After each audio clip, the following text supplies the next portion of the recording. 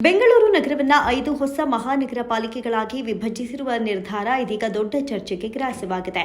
BJP ಮುಖಂಡ N R Ramesh ಬರೆದಿರುವ ಬಹಿರಂಗ ಪತ್ರ ಸರ್ಕಾರದ ಹೊಸ ಕ್ರಮದ ಆರ್ಥಿಕ ಪರಿಣಾಮವನ್ನು ಗಂಭೀರವಾಗಿ ಎಚ್ಚರಿಸುತ್ತಿದೆ. ಅವರ ಲೆಕ್ಕ, ಅವರ ಮಾತು, ಅವರು ನೀಡಿರುವ ಅಂಕಿಅಂಶ ಎಲ್ಲವೂ ಸೇರಿ ನೋಡಿದರೆ ಹೊಸ ಪಾಲಿಕೆಗಳ ರಚನೆ ಬೆಂಗಳೂರಿಗೆ ಅಭಿವೃದ್ಧಿಗಿಂತ ಆರ್ಥಿಕ ಬಿಕ್ಕಟ್ಟು ತಂದೊಡ್ಡಬಹುದು ಎನ್ನುವ ಭಯ ಮೂಡಿಸುತ್ತೆ. ಎನ್ಆರ್ ರಮೇಶ್ ಅವರ ಪ್ರಕಾರ ಇಷ್ಟು ದಿನ ಬಿಬಿಎಂಪಿಯಲ್ಲಿ 2818 ಅಧಿಕಾರಿ ಸಿಬ್ಬಂದಿ ಇದ್ರು. ಅವರ ವೇತನ, ಪಿಎಫ್, ಇಎಸ್ಐ ಸೇರಿ ಪ್ರತಿ ತಿಂಗಳು ಸುಮಾರು 100 ಕೋಟಿ ವೆಚ್ಚ ಬರ್ತಾ ಇತ್ತು.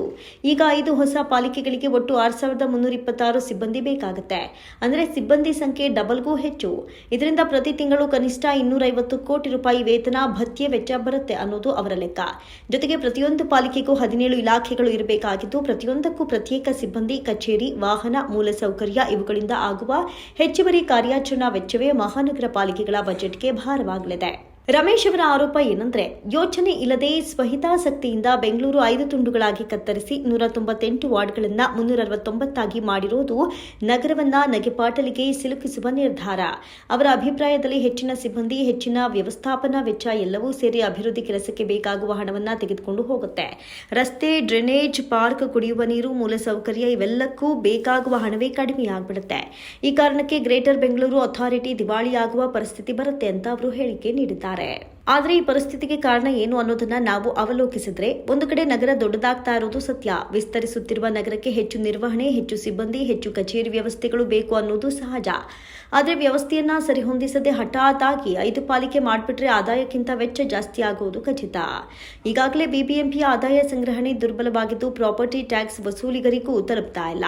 ಅಕ್ರಮ ಕಟ್ಟಡಗಳು, ತೆರಿಗೆ ತಪ್ಪಿಸಿಕೊಳ್ಳುವ ವ್ಯವಸ್ಥೆ ಇವೆಲ್ಲವೂ ಆದಾಯಕ್ಕೆ ಹೊಡೆತ ಕೊಡುತ್ತವೆ. ಅದರ ಮೇಲೆ ಹೊಸ ಪಾಲಿಕೆಗಳ ವೆಚ್ಚ ಸೇರಿಸಿದ್ರೆ ಆರ್ಥಿಕ ಒತ್ತಡ ತೀವ್ರವಾಗುವುದು ಅಚ್ಚರಿಯಲ್ಲ. ಅಕ್ರಮ ಕಟ್ಟಡಗಳು ಮತ್ತು ತೆರಿಗೆ ತಪ್ಪಿಸುವವರ ಮೇಲೆ ಕಠಿಣ ಕ್ರಮ ಕೈಗೊಳ್ಳಬೇಕು. ಎರಡನೆಯದಾಗಿ 5 ಪಾಲಿಕೆಗಳನ್ನು ರಚಿಸಿರುವ ಕಾರಣ ಈಗ ತಪ್ಪಿಸಿಕೊಳ್ಳಲು ಆಗೋದಿಲ್ಲ. ಆದ್ದರಿಂದ ಸಿಬ್ಬಂದಿ ನೇಮಕಾತಿ ಹಂತವಾಗಿ ಮಾಡಬೇಕು. ಎಲ್ಲಾ ಇಲಾಖೆಗಳಿಗೂ ಎಲ್ಲವನ್ನ ಒಂದೇ ಒತ್ತಿನಲ್ಲಿ ತುಂಬದಂತೆ ಆದಾಯಕ್ಕೆ ಹೊಂದಿಕೊಂಡು ಕ್ರಮ ಕೈಗೊಳ್ಳುವುದು ಉತ್ತಮ.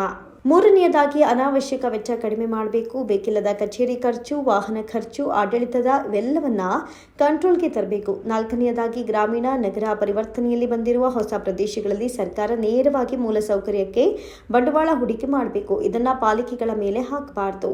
ಅಂತಿಮವಾಗಿ ಬೆಂಗಳೂರು ಜಗತ್ತಿನ ಮುಂದೆ ನಗೆಪಾಟಲಿಗೆ ಗುರಿಯಾಗದೆ ಇರಬೇಕಾದ್ರೆ ಅಭಿವೃದ್ಧಿ ಮತ್ತು ಆಡಳಿತ ಎರಡನ್ನೂ ಸಮತೋಲನದಲ್ಲಿ ನಡೆಸುವ ನೀತಿ ಅಗತ್ಯ. ಕೇವಲ ಪಾಲಿಕೆಗಳ ಸಂಖ್ಯೆ ಹೆಚ್ಚಿಸಿದರೆ ಸಮಸ್ಯೆ ಪರಿಹಾರ ಆಗೋದಿಲ್ಲ. ಅದಕ್ಕೆ ಸಮರ್ಪಕವಾದ ಹಣ, ವ್ಯವಸ್ಥೆ ಮತ್ತು ಕಠಿಣ ಆಡಳಿತ ಬೇಕು. ಎನ್ಆರ್ ರಮೇಶ್ ಎತ್ತಿರುವ ಚಿಂತೆಗಳು ರಾಜಕೀಯವಾಗಿರಬಹುದು, ಆದರೆ ಅವುಗಳಲ್ಲಿ ಇರುವ ಅಂಕಿಅಂಶಗಳ ಗಂಭೀರತೆ ಸರ್ಕಾರಕ್ಕೆ ಒಂದು ಎಚ್ಚರಿಕೆಯಾಗಿದೆ. P. Kumar, bureau report, Prajamarga news.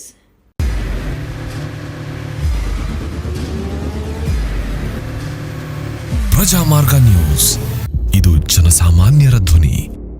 ನಮಸ್ಕಾರ.